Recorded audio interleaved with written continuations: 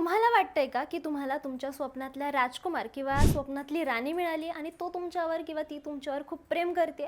पण थांबा, हा प्रेमाचा पाऊस नाहीये, तर तो तुम्हाला बुडवण्यासाठी आलेला महापूर असू शकतो. आज आपण एका अशा विषयावर बोलणार आहोत जो सध्याच्या रिलेशनशिपमध्ये कॅन्सरसारखा पसरतोय, आणि ते म्हणजे लव्ह बॉम्बिंग. नात्याच्या सुरुवातीला जर कोणी तुमच्यावर अतोनात प्रेम करतंय, महागडे गिफ्ट्स देतंय, 24 तास तुमच्यावर कौतुकाचा वर्षाव करतंय, तर हुरळून जायची गरज नाहीये. लव्ह बॉम्बिंग ही एक मानसशास्त्रीय चाल आहे. यात समोरची व्यक्ती तुम्हाला इतकं भारावून टाकते की तुम्हाला विचार करायला वेळच मिळत नाही. आता हे लव्ह बॉम्बिंग आहे, हे कसं ओळखायचं?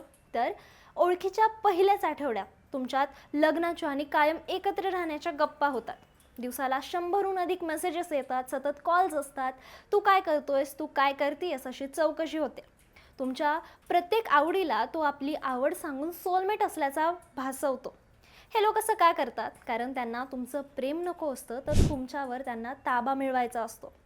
एकदा का तुम्ही त्यांच्या प्रेमाच्या जाळ्यात अडकलात की मग सुरू होतो मानसिक छळाचा खेळ.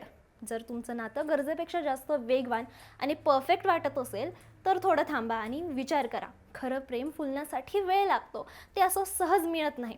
तुमच्यासोबत किंवा तुमच्या मित्रासोबत असं घडत असेल तर ही रील त्याला पाठवा आणि या सिरीजमधला पुढचा भाग पाहण्यासाठी थोडक्यातला फॉलो करा. बातमी म्हणजे थोडक्यात.